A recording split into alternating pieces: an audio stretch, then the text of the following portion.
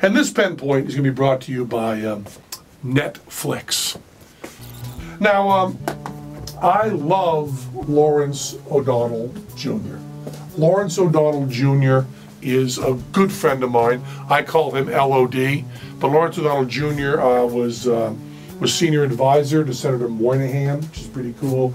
He also wrote on The West Wing. He has a lot of shows on MSNBC. I also love Reason Magazine. I just adore Reason Magazine, libertarians. And LOD is not, to say the least, a libertarian. He's a real hardcore lefty liberal. And there was just an article in Reason Magazine that I loved. You should check it out. They'll find it and they'll put a click or a link on here, I hope. That's a little message to you all, that you should check that out. And you should check out the Reason article about trashing Allah, trashing Muslims. And there's a great story about Allen Ginsberg, which I will not tell you because you should read it in the article. It's beautifully written about how Allen Ginsberg, a very gentle and kind man, how he reacted to the Salman Rushdie thing with a cab driver in New York. It's really, really nice. And about South Park. And the first person that I heard do this argument was Lawrence O'Donnell. And Lawrence O'Donnell did a lot of stuff of trashing Mormons with Mitt Romney and how they were a racist religion up to very recently, like the past 30 years. They were a racist religion. They believe incredibly crazy shit. And of course, you can't get crazier than virgin birth and rising from the dead and zombie Jesus. But still, the Mormons have John Smith and crazy, crazy fucking shit. And they wear funny underwear. And I've talked to Glenn Beck, who's a Mormon. I've talked to him to his face about this. This is not behind their back. And LOD, Lawrence O'Donnell, has trashed Mormons. And then when it was time to talk about Muslims and Islam and Mohammed, LOD said, I won't make any comment on them because I'm scared for my life.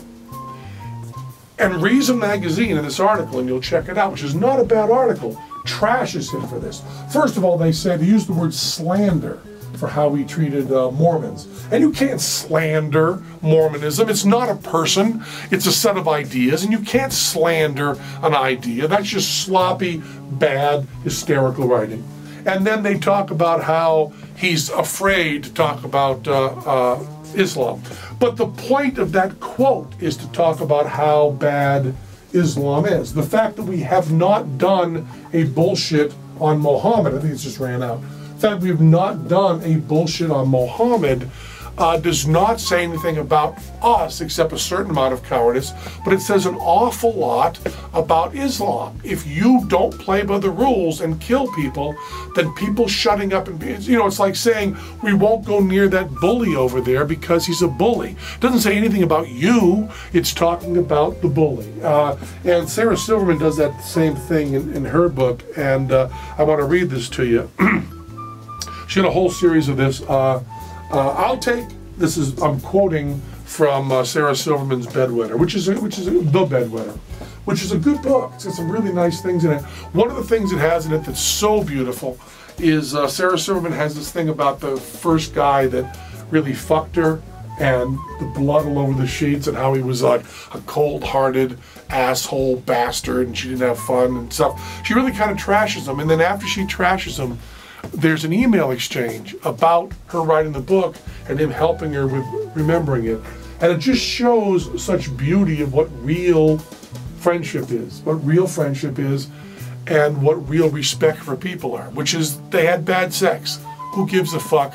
They're still friends, they're still people, and she clearly still, even after she trashes him, he still respects her, and after he fucked her badly, and I mean fucked her badly and did not make her enjoy sex that much. Not that he did hurtful things to her. Even though she was upset about it, it's just really cool. But she says here, I'll take this opportunity to answer one of the most repeated questions. Why didn't I choose to depict Muhammad having sex? There's a thing where she had sex with God on the Sarah Silverman program. The answer is simple. I don't want to get blown up with explosives. I am afraid of angering Muslims, but not afraid of angering Jews and Christians. So I choose to depict the Judeo-Christian God instead.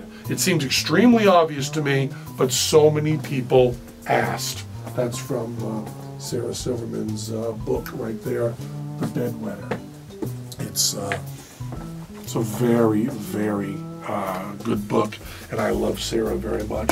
But look at that Reason Magazine article and think about it a little bit. I mean, LOD is not wrong. LOD was making a point. It's the same point I made on Larry King, that the most insulting thing you can say, the saddest thing you can say about Islam is that people like Sarah Silverman will not make fun of it. And until they play by the rules, and I'm not talking about all of them, of course, but until there aren't terrorist attacks, that's the way it's going to be.